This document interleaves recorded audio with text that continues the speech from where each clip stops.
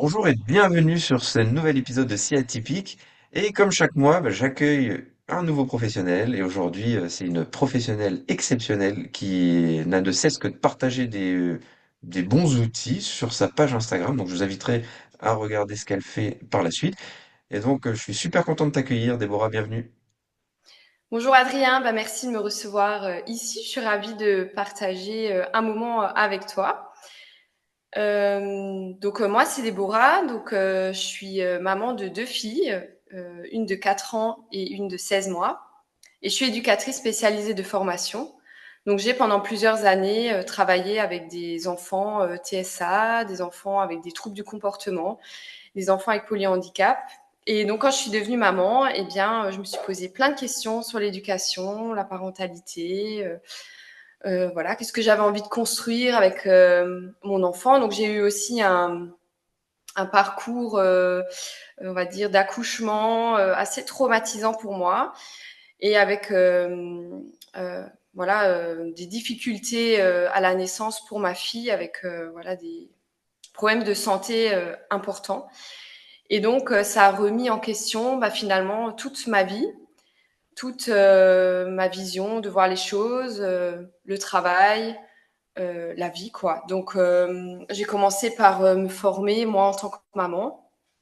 Et après, j'ai accumulé tellement de connaissances que je me suis dit, tiens, il faudrait que je puisse partager tout ça à d'autres personnes, à d'autres parents, parce que je voyais bien qu'autour de moi aussi, eh bien, tout ce que j'avais appris, c'était pas forcément connu dans mon entourage. Et donc, j'ai décidé de faire une formation en coaching parental et en communication. Et voilà. Et donc après, ça fait bientôt 3 ans que j'accompagne les parents et les professionnels de la petite enfance à créer une relation plus apaisée, plus alignée, plus consciente avec les enfants. Et donc voilà, et j'aime aussi beaucoup m'occuper des femmes à s'épanouir dans leur rôle de maman, à se reconnecter avec elles-mêmes, avec leurs valeurs et à assumer leurs choix en conscience et sans les habits extérieurs. Donc on travaille beaucoup aussi avec les mamans à, à, je les aide à s'affirmer, à dire non à certaines choses et à se respecter en tant que femme et en tant que maman. Donc c'est aussi un gros chantier, voilà. Et après, je travaille aussi sur toutes les autres thématiques qui sont harcèlement et souffrance à l'école, lâcher prise parentale, communication avec l'enfant, les émotions de son enfant. Voilà, j'apporte quelques outils et quelques perspectives pour aider les parents à mieux gérer le quotidien avec les enfants.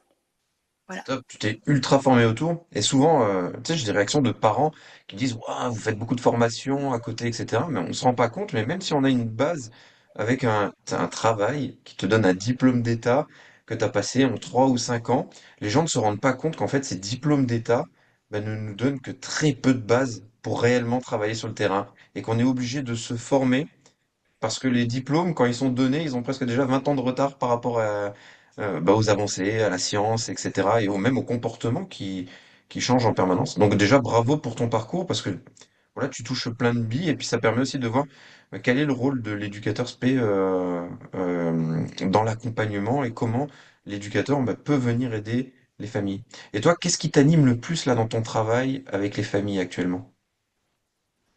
Alors, c'est d'observer à quel point il y a des déclics et des prises de conscience dans les séances que je fais, parce que on a certains programmes, certains automatismes qui héritent de notre éducation, de notre parcours de vie, de la société, qui font que on a des schémas, on reproduit certaines choses, certains gestes aussi parfois, en tant que personne et en tant que parent.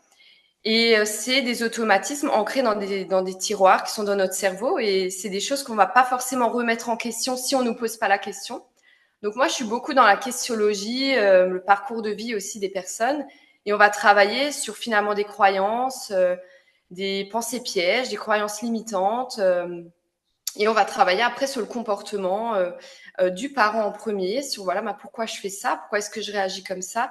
Et ensuite, on va travailler là-dessus et on va créer un nouveau schéma dans leur tête une nouvelle façon de voir l'enfant, un nouveau regard, une nouvelle façon aussi de voir comment je peux éduquer mon enfant, comment est-ce que je peux poser un cadre, etc.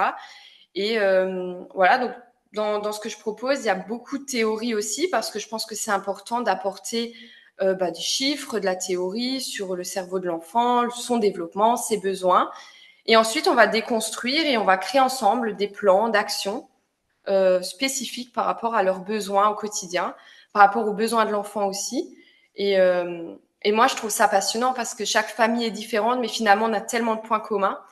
Et on rencontre finalement tous les mêmes difficultés en tant que parent. Moi qui suis formée, j'ai aussi mes vieux tiroirs, mon expérience, mon éducation, que j'ai dû remettre en question aussi quand je suis devenue maman. Et comme tu disais, par rapport à ma formation, eh bien, malheureusement, j'ai dû tout déconstruire par rapport à ma formation d'éducatrice. J'ai déconstruit finalement une formation que j'ai eue pour en reconstruire une autre. Et je suis bien contente de l'avoir fait parce que j'ai beaucoup plus appris après. Ah, c'est top. Et puis partager la théorie avec les parents, je trouve que c'est aussi important. Et on le voit dans la guidance parentale, où il y a des études qui l'ont montré qu'en comprenant la problématique, on arrive déjà à pouvoir mieux accompagner son enfant. Donc c'est super important. Bravo pour cette réflexion. Toi, qu'est-ce qui t'a le plus bouleversé, dans les premières familles que tu as suivies? Alors dans les premières familles que j'ai suivies, c'est toujours des alors quand je fais des séances individuelles ou des séances en groupe, c'est toujours très chargé émotionnellement parce qu'il y a énormément de culpabilité. Il y a énormément de je savais pas, il faudrait que je fasse mieux mais je ne sais pas comment. Donc c'est surtout ça qui me marque, c'est qu'il y a une vraie volonté de bien faire, mais on sait juste pas comment, on n'a pas les outils. Et on a, comme je disais, nos vieux schémas. Et puis on a souvent l'entourage qui nous apporte des faux conseils ou des mauvais conseils qu'on va pas forcément demander. Et souvent il y a beaucoup de souffrance derrière ça. Et on retravaille vraiment sur cette culpabilité, sur ce fait que tout n'est pas foutu, qu'on peut toujours tout rattraper avec son enfant et que justement le fait de se prendre le temps de faire un premier pas pour se faire aider, on remarque tout de suite que finalement, c'est l'enfant qui va changer, mais c'est d'abord le parent. Et c'est grâce au changement de comportement, un changement de vision que l'enfant il va changer. Et c'est beaucoup les retours que j'ai, c'est ça en fait. C'est moi j'ai changé, mon mari aussi parce que j'ai beaucoup de femmes quand même. Oui, je... Et du coup, ça fait effet boule de neige et la famille, elle se comporte beaucoup mieux. Alors, ça se fait pas du jour au lendemain. J'ai pas de baguette magique. Ça demande un travail, du temps, un travail de remise en question. Euh, voilà, quand on est convaincu des bienfaits, il y a des super résultats. ouais, c'est marrant, tu soulignes quand même que c'est souvent la maman qui vient. Mm. On en parle souvent avec des professionnels. Moi, je le vois aussi souvent dans les suivis que j'ai. C'est vrai que la maman prend plus de place dans la part éducative que des fois le papa. Ça m'arrive d'avoir des papas, mais c'est quand même assez rare. Et dans les discussions, on sent des fois qu'il y a moins d'implication du papa ou que, enfin, c'est un peu plus particulier. Moi, je trouve que c'est intéressant et j'essaie de demander aux parents de venir au moins une fois tous les deux. C'est pour qu'ils prennent la mesure ou d'alterner. En tout cas, qu'il y ait une fois le papa, une fois la maman. Voilà, pour qu'ils voient aussi les progrès de l'enfant et ce que ça implique de travailler avec. Et tu vois, quand on parle des parents, de l'éducation, on parle souvent des violences éducatives. Je sais que toi, t'en parles souvent. Et sans se rendre compte qu'on en a intégré certaines, tu vois. Les gens, ils se rendent même pas compte, en fait, qu'ils participent à ces violences éducatives. Et c'est quoi pour toi, c'est une violence ordinaire qu'on banalise encore? Alors, il y en a une que je vois très, très régulièrement, surtout envers des tout petits. Alors, je l'ai vu, ce geste, je l'ai vu en crèche, je l'ai vu au supermarché, je l'ai vu dans ma propre famille, dans ma belle famille. Et quand j'ai commencé à me former, honnêtement, avant, ça, je pense que ça ne me choquait pas. Mais une fois que j'ai compris, que je me suis formée, que j'ai été sensibilisée à ça, et que j'ai appris aussi comment on peut faire autrement, ça m'a choquée, tu vois. Et en fait, c'est tout simplement la tape sur la main Hmm. à un tout petit. lui dire, bah, par exemple, de pas toucher une prise, on va lui taper sur la main, t'as pas le droit, c'est non, etc. Et en fait, ce geste-là, scientifiquement parlant, il envoie le même signal qu'un coup de ceinture, si tu veux. Il dit alors on est d'accord, la violence, enfin la douleur va pas être la même, mais le message énergétique sur ça et le message va être le même, c'est-à-dire je t'éduque et je te fais comprendre que c'est interdit en te tapant, en te faisant mal. Et, et ce geste-là, il est très très banal aujourd'hui. Et pourtant, il a son importance. Et je dis souvent aux parents, et souvent ça fait tilt, c'est quand je leur dis comment voulez-vous expliquer à votre enfant qu'il est interdit de taper si vous-même, il y a la tape sur la main. Et alors là, forcément, ça, il y a une chose qui se produit, quoi. Vraiment, il y a plein de mécanismes comme ça. Alors déjà, moi, je te rejoins là-dessus, où l'enfant en plus à cet âge-là, il n'est pas câblé pour comprendre la différence entre un coup par rapport à l'autre. Pour lui, ça reste un coup. Et l'enfant, oui, va vite. C'est une éponge, l'enfant. Il va vite assimiler ça. C'est comme quand on dit à un enfant, mais arrête de crier alors qu'on passe notre temps à crier. Mais l'enfant, il ne fait que reproduire les actions du parent, et ça, c'est vraiment compliqué. Et par rapport à ces violences ordinaires que toi tu peux rencontrer, est-ce que tu as déjà eu un exemple d'une situation où il y a un parent qui a eu un vrai déclic face à ça et qui s'est dit waouh, en fait ce que je fais, oui, c'est vrai, c'est pas forcément cool et qui a cherché justement des pistes où tu as réussi à lui amener des pistes pour modifier ça. Alors oui, et j'en ai souvent, mais effectivement, j'ai beaucoup de mamans qui portent tout sur leurs épaules, qui gèrent vraiment l'éducation, le quotidien, des mamans solo, beaucoup aussi. Donc forcément, il y a à l'intérieur d'elles beaucoup de colère parce qu'elles ont beaucoup de choses à gérer, beaucoup de fatigue aussi. Donc forcément, dans le quotidien, elles vont être plus explosives. Et donc, effectivement, j'ai une maman qui m'a un jour appelée en larmes parce qu'elle avait hurlé sur son enfant et elle lui a dit écoute, j'ai envie de te tuer. Ouais. Et donc, bah forcément, elle s'est rendue compte que c'était voilà, mais elle a dit j'étais tellement en colère, ça m'est sorti, voilà. Et donc on a retravaillé là-dessus et on a revu aussi ensemble bah, comment rattraper cet événement avec l'enfant aussi.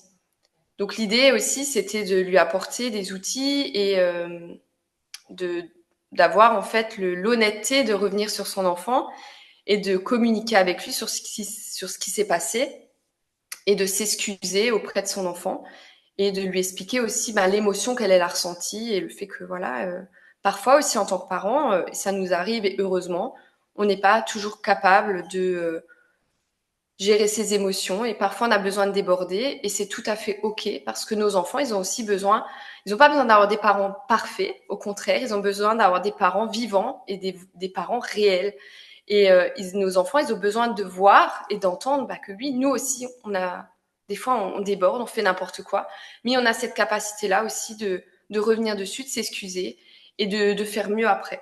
Donc voilà tout ça c'est des situations, ça arrive quand même fréquemment et tout ça, c'est le quotidien, la société qui nous submerge de choses et parfois bah, on explose et pas toujours envers les bonnes personnes, mais voilà, c'est comme Et ça. puis on n'a pas d'éducation à la parentalité en réalité. C'est toi l'enseignante, la maîtresse de l'éducation. Ça va plutôt être des gens comme toi qui vont aider les parents à peut-être à mieux absorber leur rôle de parent.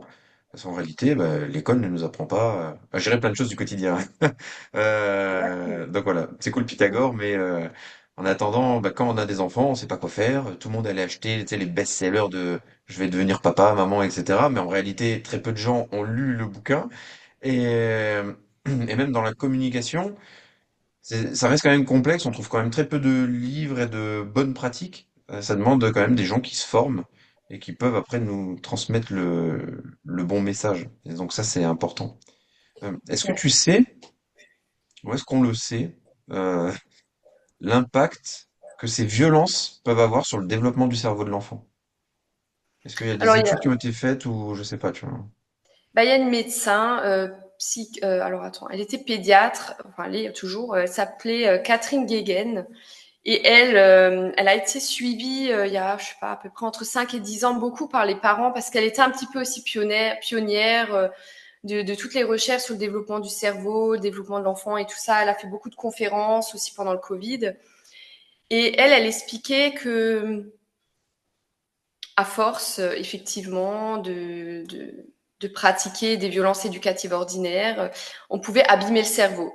Alors moi, j'ai beaucoup de parents qui viennent en me disant, écoutez, moi j'ai fait ça, ça, ça, j'ai peur de lui abîmer le cerveau, enfin, qui sont dans une énorme culpabilité. Et il paraît donc effectivement que cette théorie, elle a été rétorquée et que, alors effectivement, c'est en fait la fréquence enfin, voilà, des répétitions de violence, la fréquence tous les jours en multiples fois qui fait que oui, ça peut, mais c'est pas en une ou deux fois ou de temps en temps que ça va détériorer le cerveau. Et ça a fait beaucoup de mal aux parents qui voulaient être dans une éducation bienveillante. Voilà. Oui, donc on a le droit de flancher, c'est pas grave. Et savoir se rattraper, comme tu le disais tout à l'heure, c'est aussi une belle preuve, en fait, dans l'éducation des enfants, de savoir dire, je suis désolé, tu vois, j'ai fait quelque chose que moi aussi je te dis de pas faire et on en discute et voilà, ça fait un sujet en tout cas. Il faut ravaler sa fierté, mais c'est important de le faire. Très important parce que l'enfant, c'est ça qui va retenir. Ouais, ouais, c'est ça. T'as raison. Exactement. Si on pouvait aller débunker des mythes, tu vois, est-ce que tu entends encore souvent, ouais, mais il faut bien qu'il obéisse. Je veux pas en faire un enfant roi. Tu réponds à quoi à ces phrases-là? Alors, ce genre de phrase, je l'entends beaucoup parce que j'ai aussi des grands-parents qui viennent dans mes ateliers, par exemple, des grands-mères qui s'occupent beaucoup de leurs petits-enfants. Et elles sont beaucoup. J'ai entendu des trucs. Alors oui, il y avait ça comme exemple, mais il y a beaucoup de phrases. Ah bah une fessée n'a jamais tué personne. Ou ben il faudrait laisser pleurer le bébé. Il faut pas le porter tout le temps. Il risque de s'habituer. Aujourd'hui, on est vachement dans le portage, je comprends pas. Nous, autrefois, bah oui, on posait les bébés, on les laissait pleurer. Puis ils avaient des claques de temps en temps, etc. Alors, oui, alors ça, j'essaye quand même d'expliquer qu'effectivement, certes, ça, c'était une autre époque. Effectivement, on n'avait pas les outils, on n'avait pas les connaissances sur le cerveau de l'enfant, du développement, etc. Et qu'on a énormément de recherches et maintenant du recul par rapport à comment communiquer autrement, comment éduquer autrement. Et que effectivement, ces 50 dernières années, on était sur des éducations. Alors, on est passé à une éducation très autoritaire, voilà, éducation autoritariste, à une autorisation, enfin, une éducation laxiste, permissive, puis bienveillante, qui a été très mal d'ailleurs définie. Et ce qui fait que ben, les parents marchent sur des œufs. Donc les grands-parents voient bien que les parents d'aujourd'hui ont des difficultés, mais parce qu'on jongle tellement sur des éducations différentes, qu'effectivement les enfants ils ont des comportements parfois excessifs parce qu'il n'y a pas forcément une éducation qui est sécurisée pour l'enfant parce qu'il n'y a pas un cadre. Et donc effectivement ça c'est toutes des croyances et des phrases d'antan et qu'il est important maintenant un petit peu de déloger et j'espère que ça va venir progressivement. Moi, j'entends énormément de parents qui disent bah, je fais différemment parce que j'ai pas aimé, en gros, enfin pas aimé entre guillemets, la manière dans laquelle j'ai été éduqué, accompagné dans l'enfance par mes parents. Et on a l'impression que les jeunes parents actuels ont envie d'essayer de faire mieux. On n'a pas tous les codes, mais c'est quelque chose que je vois souvent. Et dans ces banalités de phrases, j'entends souvent le ouais, mais ça, j'ai élevé mon enfant comme ça l'a pas tué. Tu vois, ou toi t'as fait ça, mais ça t'a pas tué. Mais en réalité, on n'a jamais conscience exactement des répercussions que notre éducation a eues sur l'enfant. Et puis aussi, les contextes ont évolué, donc on peut plus dire, bah tiens, moi j'ai fait ça il y a 30 ans et maintenant je peux encore le faire actuellement. Comme tu disais, les connaissances ont évolué. Moi je pense à la télévision, tu sais, quand je pense à ça. On dit souvent, ouais, mais bon, t'as regardé la télévision quand t'étais petit, ça t'a pas tué. Oui, mais maintenant, il y a des études sur des dizaines de milliers de personnes qui ont été faites, qui montrent que si un enfant est mis trop tôt devant la télé, on peut retrouver des troubles du langage. Ça ne veut pas dire qu'ils vont retrouver systématiquement des troubles du langage, mais il y a quand même bah, des grosses cohortes qui montrent qu'il y a une majorité d'enfants qui se retrouvent avec des troubles du langage. Donc un cas ne fait pas une généralité. Et puis les dessins animés actuellement ne sont pas les mêmes que ceux qu'il y avait il y a 30 ans. Et l'intensité des écrans, de ce qu'on montre à la télé, et aussi la disponibilité du temps d'écran est complètement différent. Où nous, si on se levait pas quand on était enfant pour regarder le Club Dorothée, et ben après il n'y avait plus rien de la journée pour nous. Alors que là actuellement, ils peuvent regarder leur épisode du matin au soir non-stop et regarder et re-regarder.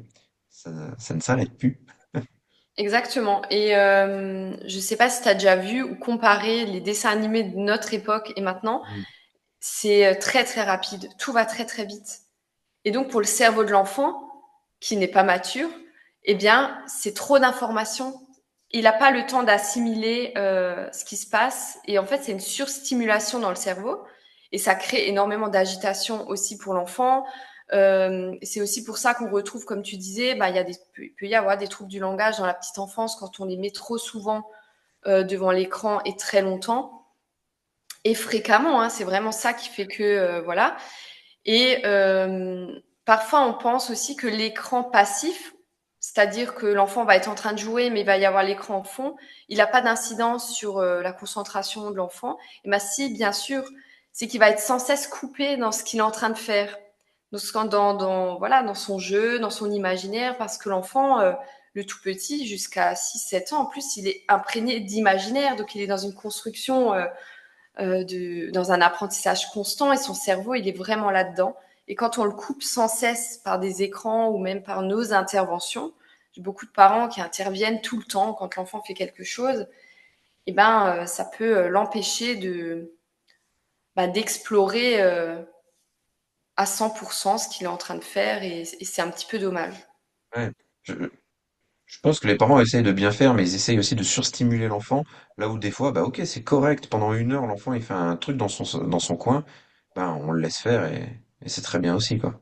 Et c'est très important justement de le laisser faire, de le laisser s'ennuyer, de Hmm. le laisser se salir, de le laisser toucher, de le laisser goûter. Parce que c'est vraiment comme ça qu'il y a une construction psychique et que c'est comme ça qu'ils apprennent.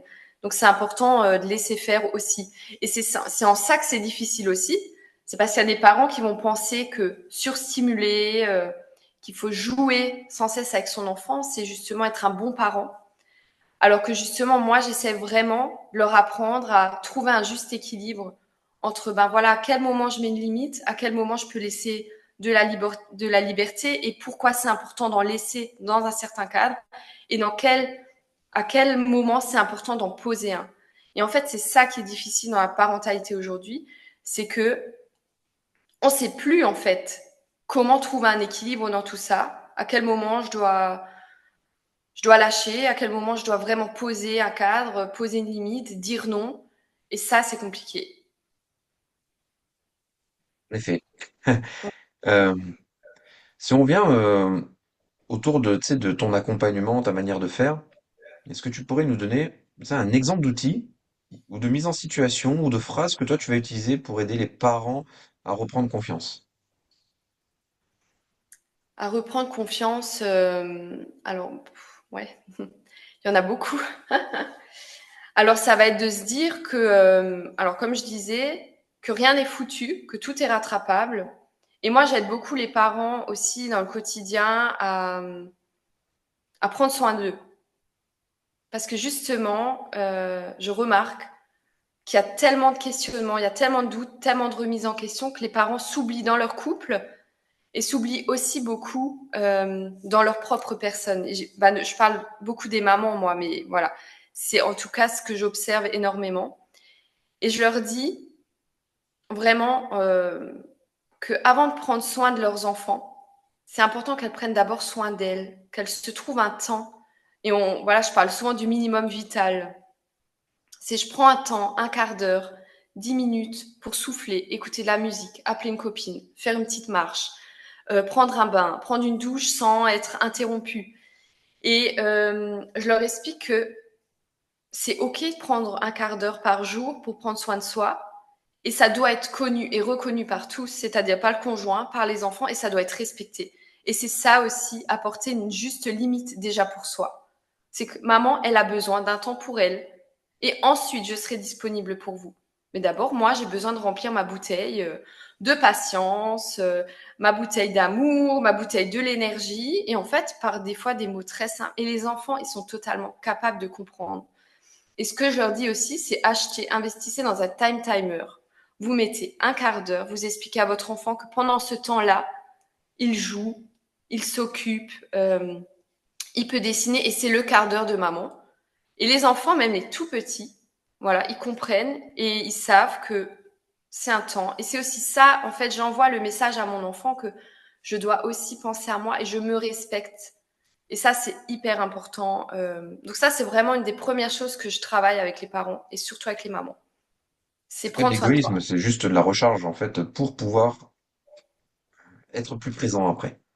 Alors, c'est pas du tout de l'égoïsme, justement. Elles le voient souvent comme ça, mais je leur dis non, c'est vital. Ouais, c'est Et bien. c'est grâce à ça que vous arriverez à gérer le fameux tunnel du soir. Vous arriverez à être plus disponible et toute l'ambiance finalement de la maison, elle peut changer. Parce qu'une femme qui va bien, une maman qui va bien, c'est tout un foyer qui va bien et qui va mieux. Donc c'est pour ça que la femme est la clé pour moi. Le couple est la clé, mais surtout la femme vu qu'elle porte énormément de choses. En général, hein, généralise, mais voilà. Si on prenait un instant tes baguettes magiques, tu es une magicienne. Tu as une baguette magique pour améliorer l'accompagnement parental en France. Comment tu te servirais de cette baguette magique? Ah ouais.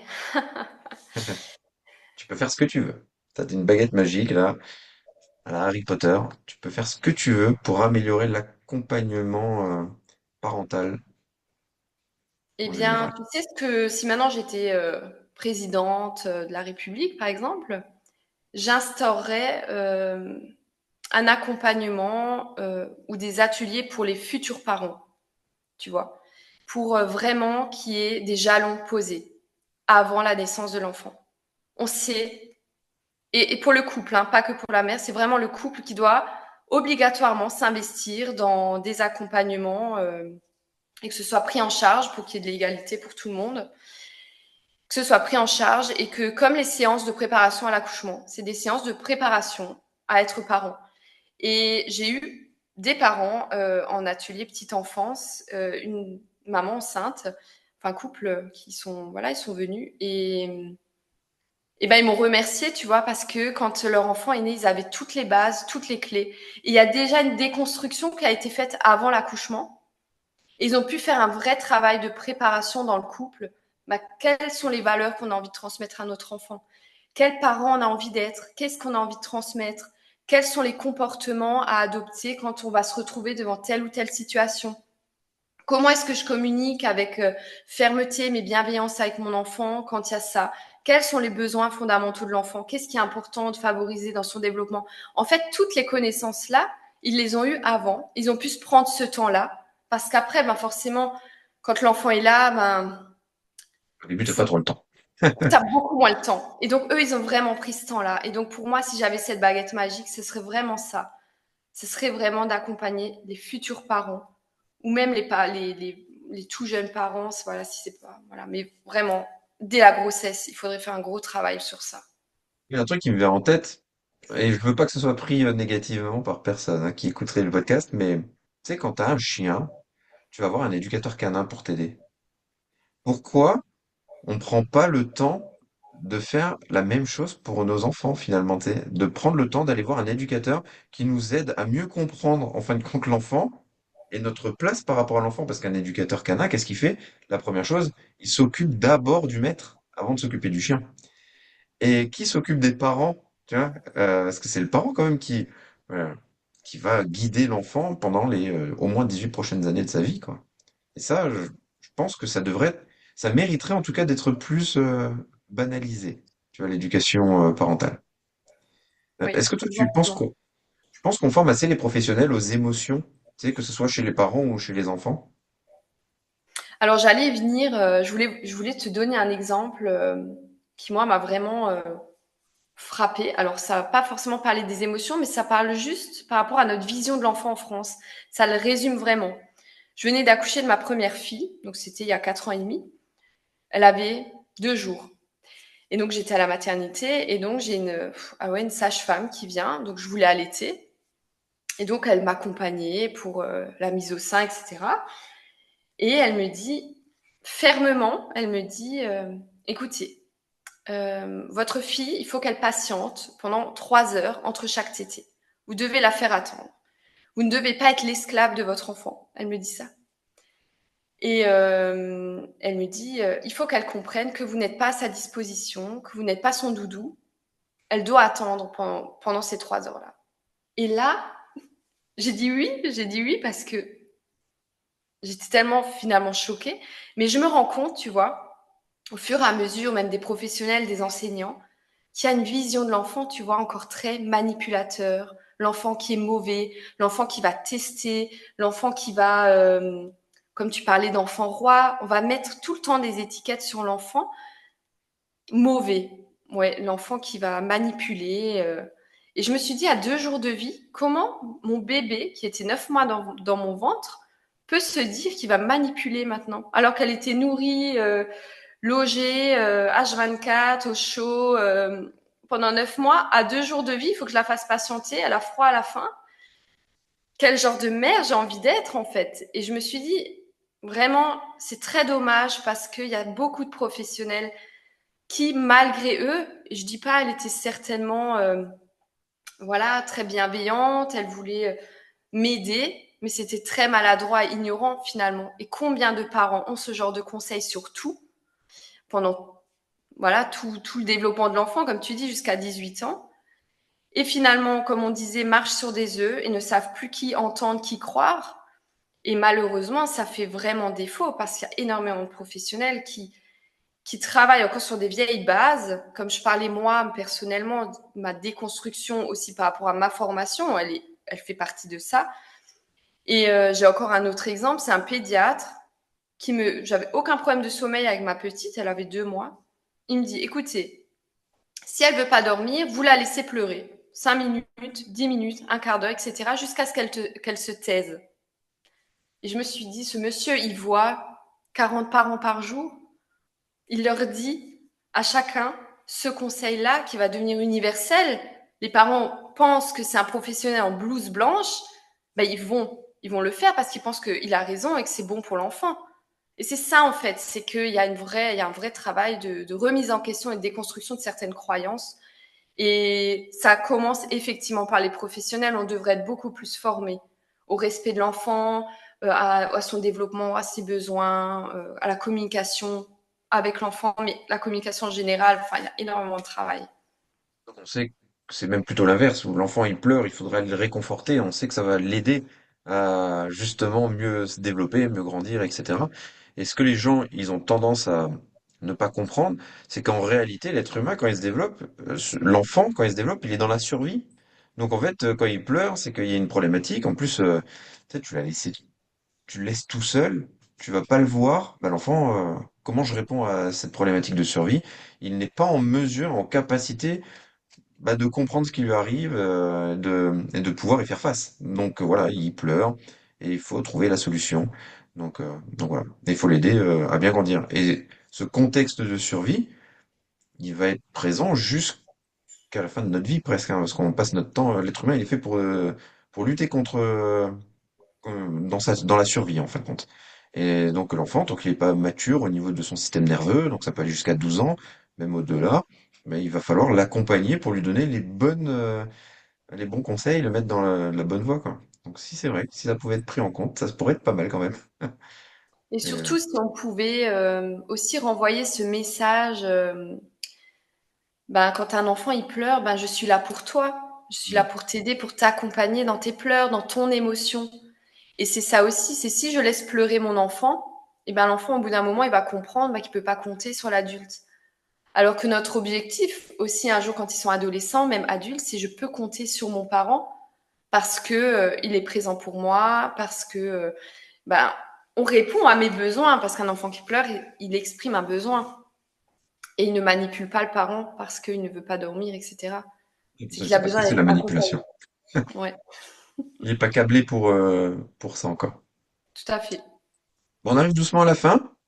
Si tu avais 30 secondes pour parler aux parents qui se sentent épuisés, débordés, parfois dépassés, qu'est-ce que tu leur dirais?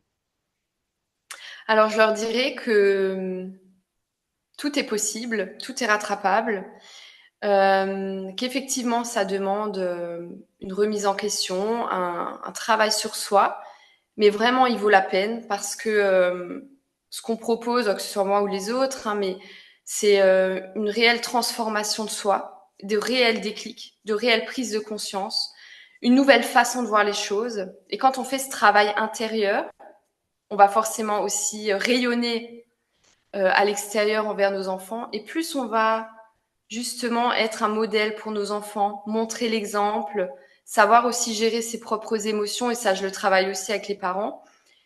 Et plus on va être dans une communication plus saine, plus apaisée, plus alignée, eh bien, ça va faire effet boule de neige. Et la relation avec votre enfant, elle va se reconstruire et elle va être beaucoup plus forte. Et moi, c'est vraiment ça que j'ai envie de passer comme message, c'est que posez-vous la question, qu'est-ce que vous avez envie de vivre avec votre enfant? Qu'est-ce que vous avez envie de transmettre comme valeur? Quels sont les... Comment est-ce que vous avez envie que votre enfant parle de vous un jour quand vous serez plus là? Parce que ça aussi, c'est très important. On est parents, bah, tout le restant de notre vie, mais pas, voilà, on sera pas près de toute leur vie. Et justement, c'est profiter justement pleinement de votre rôle de parent, mais en étant épanoui, heureux d'être ensemble, de vivre des choses ensemble, de faire des choses ensemble, de voilà, que d'être dans le conflit, l'agressivité, les cris. C'est pas ça l'objectif finalement. C'est pas ça qu'on a voulu quand on a décidé d'avoir un enfant. Bah justement, qu'est-ce que je peux faire aujourd'hui pour changer ce quotidien et kiffer ma vie de parent, quoi. Et très honnêtement, je pense que si j'avais pas fait tout ça, si j'avais pas effectivement pris ce recul-là, j'aurais été comme comme tout le monde, ignorante, maladroite. J'aurais suivi des conseils à gauche à droite et j'aurais fait les mêmes erreurs à mes dépens. Mais aujourd'hui, vous avez toutes les ressources, vous avez tout qui est disponible pour vous améliorer, pour créer vraiment une belle relation et créer un lien de confiance qui durera toute leur vie. Et après, il y a des étapes qui sont tellement importantes aussi dans le développement de l'enfant. J'accompagne des parents d'adolescents. Et bien aussi, ça, c'est une étape charnière, c'est une étape difficile aussi en tant que parent, parce que bah, l'enfant devient un futur adulte, mais il ne l'est pas encore. Donc, il y a plein de choses qui se jouent aussi pendant cette période-là. Donc, si on peut anticiper, c'est bien. Et après, voilà, tout peut se reconstruire. On peut vraiment devenir le parent qu'on a envie d'être à tout moment et rattraper tout ça. Donc, j'encourage vraiment tous les parents à se poser ces questions autour de qu'est-ce que j'ai envie de vivre avec mon enfant.